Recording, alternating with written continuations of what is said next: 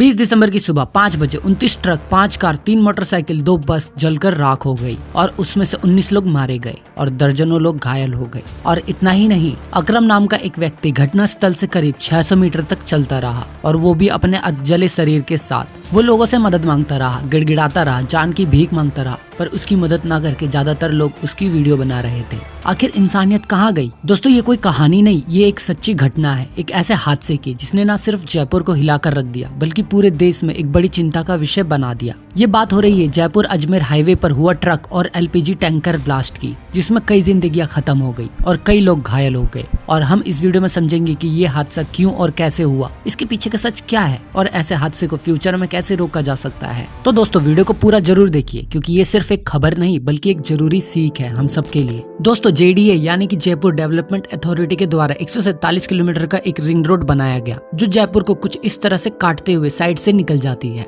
शहर से होते हुए जाने की जरूरत ही नहीं है। ये रोड तो बनाया गया पर अभी भी इसमें बहुत सारी दिक्कतें थी। जैसे यहाँ पर कोई क्लोवर लीफ यानी कि रिंग रोड को मिलाने वाली कोई ब्रिज नहीं बनाई गई थी। मतलब बाएं साइड से तो बड़ी आसानी से रिंग रोड को पकड़ा जा सकता था, पर दाईं ओर से आने वाली गाड़ी इस रिंग रोड पर नहीं जा सकती थी। अगर किसी गाड़ी को रिंग रोड में जाना है तो उसे आगे आकर यू टर्न लेना पड़ेगा और फिर रोड क्रॉस होकर रिंग रोड को पकड़ना पड़ेगा। लेकिन इस तरह के यू टर्न बहुत ही डेंजरस होते हैं क्योंकि यू टर्न लेने से हादसे भी हो सकते हैं। इसलिए यहाँ पर क्लोवर लीफ बनाया जाना था ताकि हर तरफ से आ रही गाड़ियों को रिंग रोड से जोड़ा जाए। लेकिन एक मिनट, क्या आपके दिमाग में क्लोवर लीफ के बारे में नहीं चल रहा कि आखिर ये होता क्या है? तो मैं आपको बता दूं कि क्लोवर लीफ एक ऐसा मॉडल होता है जिसमें एक साइड की सड़क की गाड़ियों को दूसरे साइड की रोड पर जाने की जरूरत नहीं पड़ती है, उनके लिए सेपरेट रोड होती है। अब तक भी यहाँ पर क्लोवर लीफ का निर्माण पूरा नहीं हुआ और इतने सालों तक ये यू टर्न का सिलसिला ऐसे ही चलता रहा। 20 दिसंबर की सुबह 5:30 बजे यहाँ एक बहुत बड़ा हादसा होने वाला था। एलपीजी गैस से भरा एक ट्रक एक्सप्रेस वे से होते हुए आ रही थी।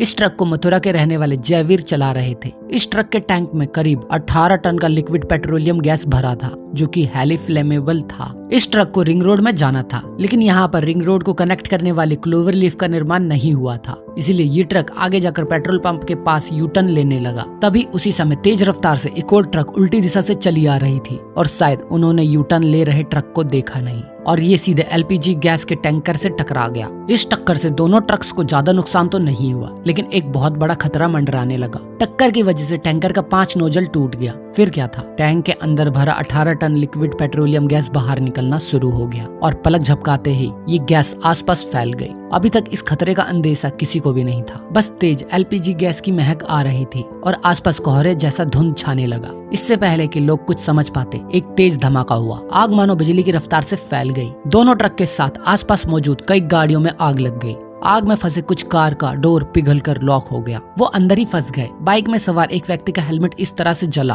कि उसका हेलमेट पिघलकर उनकी आंखों से चिपक गया। एक बस में इस तरह आग लगी कि बस का डोर लॉक हो गया। कुछ लोगों ने दरवाजा खोलने की भी कोशिश की पर वो खुला नहीं, जिन्होंने खिड़की तोड़कर अपनी जान बचाए। पल भर में आसपास के पेड़ पौधे जलकर भस्म हो गए, यहाँ तक कि पंछियां भी आसमान से जलकर गिरने लगे। रिपोर्ट के अनुसार 29 ट्रक, 5 कार, 3 मोटरसाइकिल, 2 बस और एक ऑटो जलकर पूरी तरह से खत्म हो गया। इस गैस में लगी आग ऑलमोस्ट 300 मीटर तक फैला और हर वो चीज जो जल सकती थी वो जलकर राख हो गई। बचा तो सिर्फ लोहे के पुर्जे। सच कहूँ तो वो दर्दनाक पल सिर्फ वही बयान कर सकता है जिन्होंने उस पल को जिया है। इस हादसे में 19 लोग मारे गए और दर्जनों लोग घायल हैं। गैस लीक होने की वजह से सड़क पर चल रही गाड़ियां रुक गई और जो रुकी हुई गाड़ियां थी वो भी स्टार्ट नहीं होने लगा क्योंकि एलपीजी गैस हवा से भारी होता है। ये गैस नीचे बैठ जाती है और हवा यानी कि ऑक्सीजन ऊपर चली जाती है। ऐसे में सड़क पर चल रही गाड़ियों के इंजन में ऑक्सीजन सप्लाई रुक गया। कार, ट्रक या जितनी भी गाड़ियां थी सभी बंद पड़ गए। दोस्तों, जब कभी भी हम कोई गाड़ी स्टार्ट करते हैं तो इंजन में स्पार्क होता है। यही स्पार्क आग लगाने के लिए काफी था। उस वक्त उस जगह पर ऑलमोस्ट 50 गाड़ियां मौजूद रही होंगी। किसी एक ने भी गाड़ी ऑन किया और फिर आप लोग जानते हैं कि क्या हुआ। और इतनी सारी गाड़ियों में कोई ना कोई तो इंजन को ऑन करके भागने की कोशिश करेगा ही, इसलिए आग लगना तो तय था। यही वजह है दोस्तों कि गैस लीक के तुरंत बाद आग लग गई